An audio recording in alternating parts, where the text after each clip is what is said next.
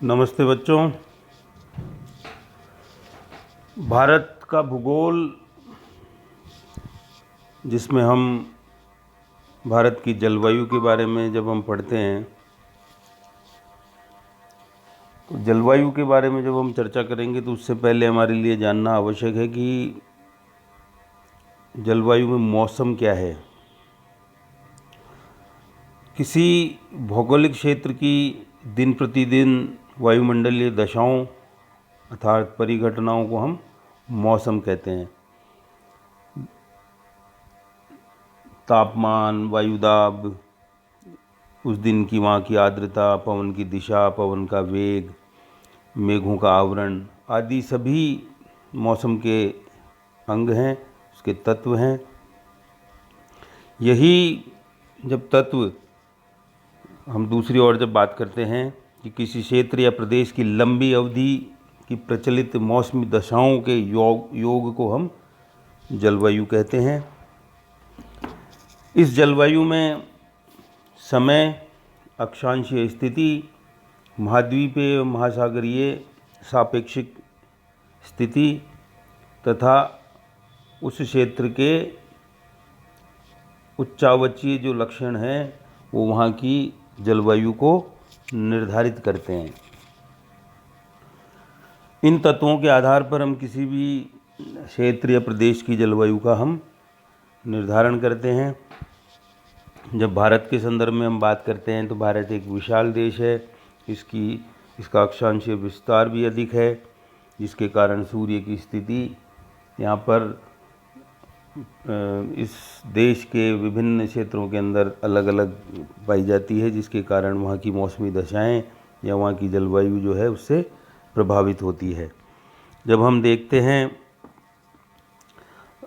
भारत के मानचित्र को तो जलवायु में हम सबसे पहले बात करते हैं तापमान की।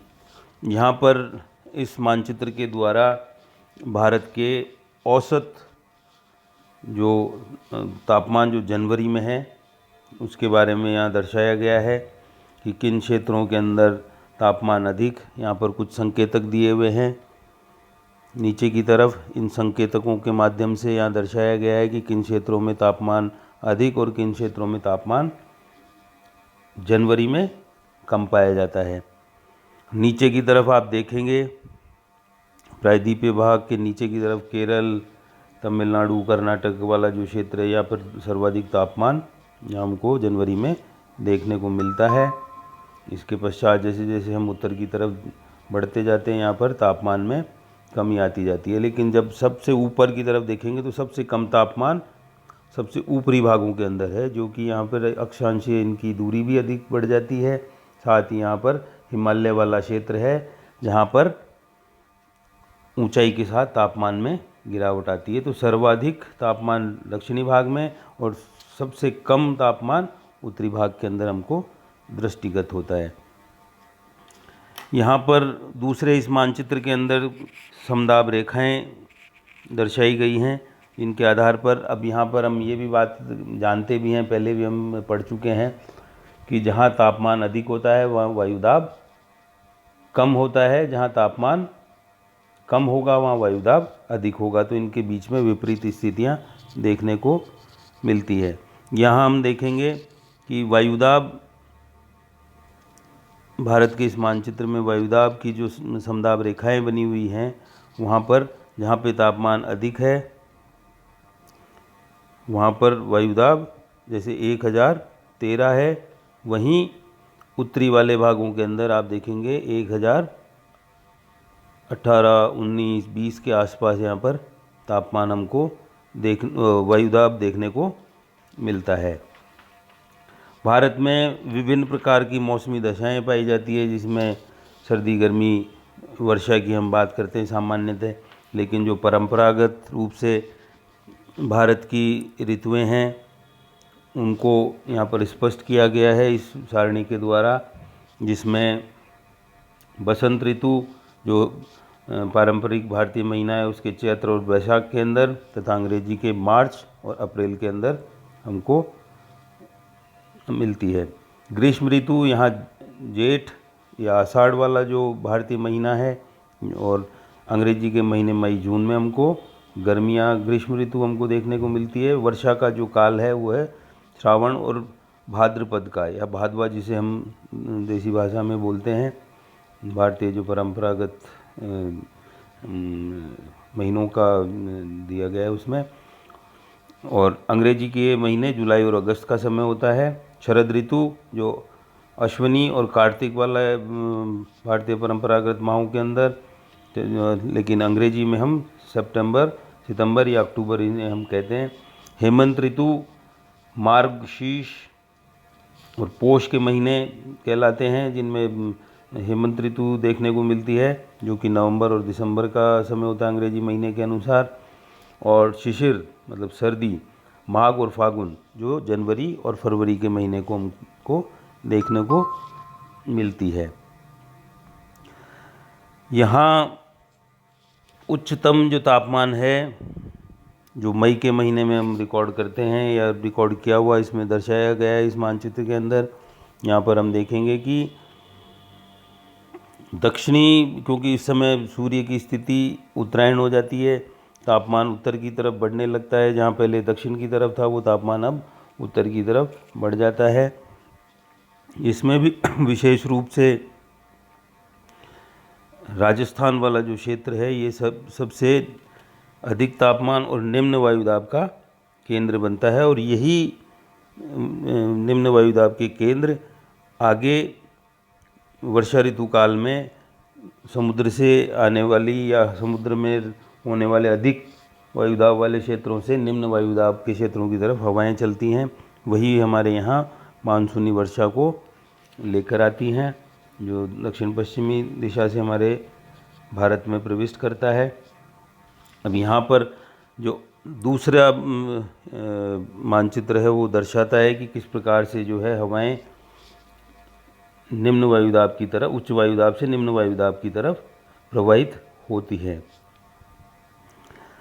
इनके माध्यम से हम देखते हैं कि भारत में, क्योंकि भारत एक कृषि प्रधान देश है, यहाँ पर अधिकांश यहाँ की अर्थव्यवस्था कृषि पर निर्भर है, अधिकांश लोग कृषि पर निर्भर हैं, तो यहाँ के मानसून का भारत में अत्यधिक महत्व है, उसको समझना हमारे लिए बहुत आवश्यक है।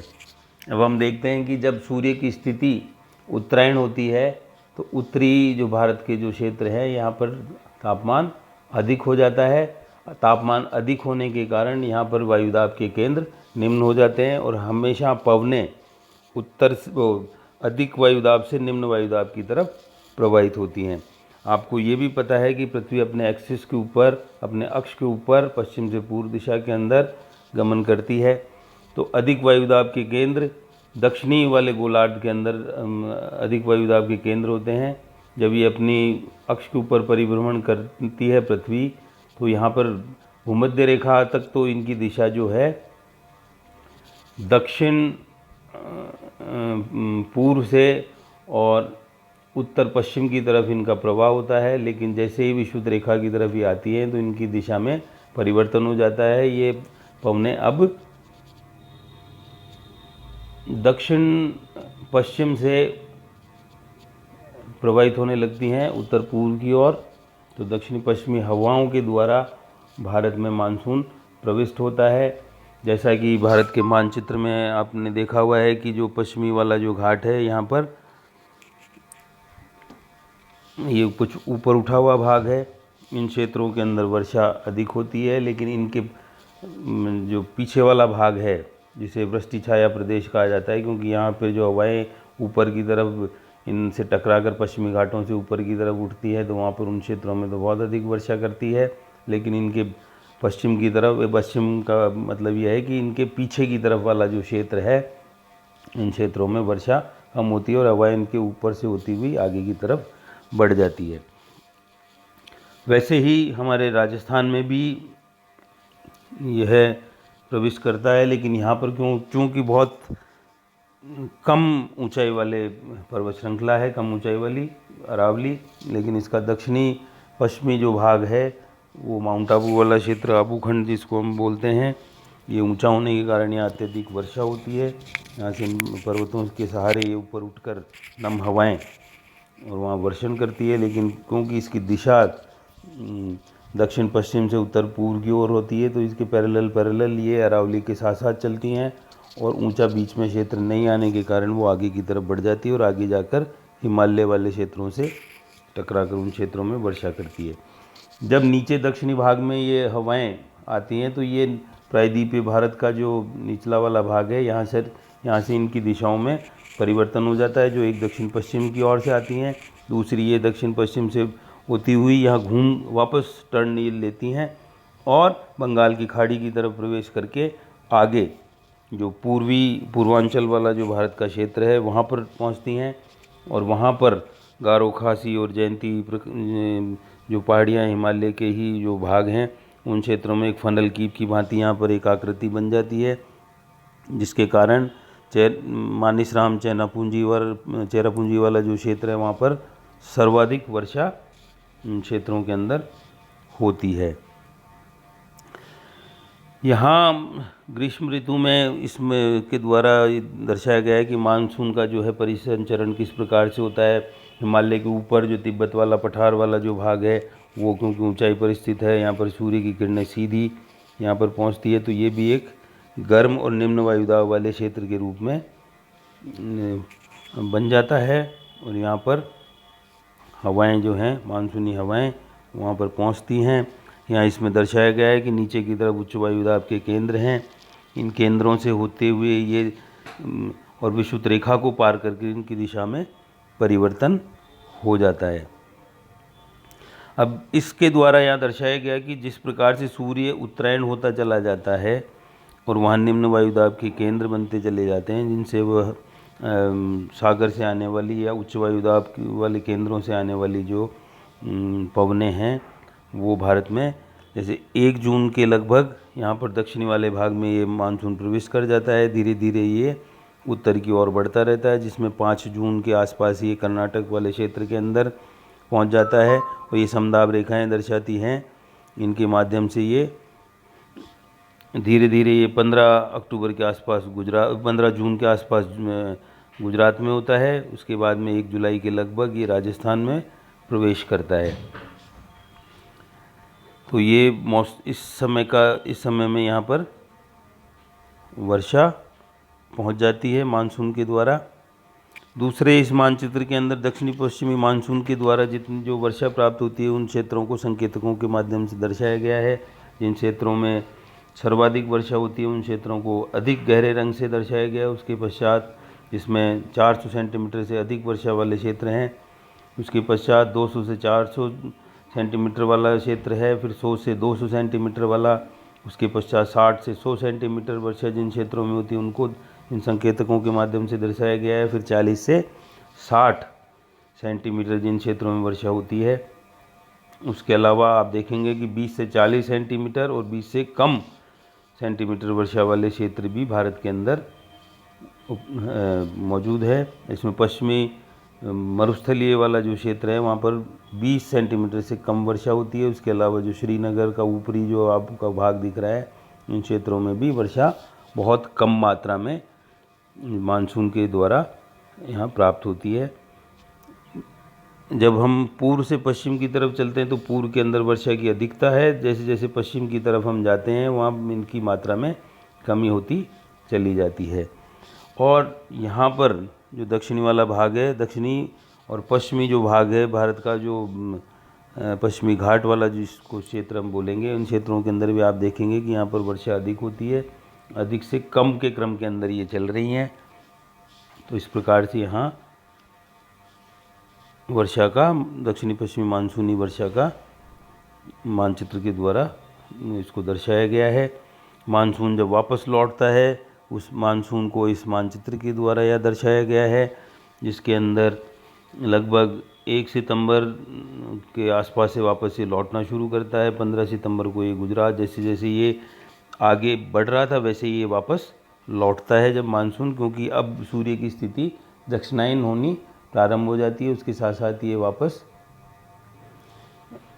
वायुदाब के केंद्रों में परिवर्तन हो जाता है, तो वो पुनः उच्च वायुदाब के केंद्रों से निम्न वायुदाब के केंद्रों की तरफ हवाएं प्रवाहित होने लगती है। जैसा कि आप सभी को विदित है, मानसूनी जो पवनें हैं वो स्थलीय और जलीय पवनें के रूप में भी हम इनको जानते हैं कि जब सूर्य की स्थिति इस ओर होगी तो वहाँ तापमान अधिक होगा, वायुदाब के केंद्र निम्न वायुदाब के केंद्र होंगे।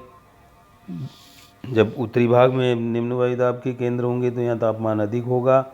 जब ये इसकी स्थिति वापस पुनः दक्षिणायन होने लगेगी तो यहाँ वापस से ये परिवर्तन होगा, जिसके फलस्वरूप ये हवाएं वापस निम्न वायुदाब के केंद्रों की ओर बढ़ने लगती है। इसके पश्चात आप देखेंगे कि यहाँ पर जो भारत के अंदर जो औसत वर्षा का मानचित्र के द्वारा दर्शाया गया है कि किन क्षेत्रों के अंदर अधिक वर्षा होती है। जैसे अधिक वर्षा वाले वे प्रदेश हैं जहाँ 200 सेंटीमीटर से अधिक वर्षा प्राप्त होती है, जिसमें पश्चिमी तट, कोंकण तट, मालाबार एवं दक्षिणी कनारा, उत्तरी पूर्व में के उप हिमालय क्षेत्र जिसमें उत्तर प्रदेश, बिहार, पश्चिमी बंगाल को हम सम्मिलित करते हैं। उसके अलावा असम और मेघालय की गारो खासी और जयंती पहाड़ियाँ, नागालैंड, अरुणाचल प्रदेश, मणिपुर, मिजोरम व त्रिपुरा के जो क्षेत्र हैं वो इसमें सम्मिलित हैं। इसमें से कुछ भागों में 1000 सेंटीमीटर से भी अधिक वर्षा होती है। उसके अलावा मैं ये भी बता देना चाहता हूँ आपको कि विश्व में हम देखेंगे तो सर्वाधिक वर्षा वाला जो देश है वो भारत ही। यहाँ पर अत्यधिक वर्षा होती है, लेकिन बात सिर्फ इतनी सी है कि यहाँ पर उस वर्षा के जल को अनुकूलतम उपयोग या यूँ कहिए कि उसका कोई अच्छे से उपयोग या हम उनका संरक्षण उस जल का नहीं कर पा रहे हैं, जिसके कारण हमें कई क्षेत्रों के अंदर वर्षा के जल का अभाव होता है। लेकिन और इसके साथ ही कई ऐसे क्षेत्र भी हैं जहाँ पर वर्षा अधिक होने के कारण बाढ़ की स्थिति भी बनती है। तो यहाँ दूसरा जो है साधारण वर्षा वाले क्षेत्र, जिसमें जिन प्रदेशों में 100 से 200 सेंटीमीटर के मध्य वर्षा होती है, इसमें गुजरात के तट से दक्षिण की ओर कन्याकुमारी तक, पश्चिमी घाट से के समानांतर पट्टी जिसमें पश्चिमी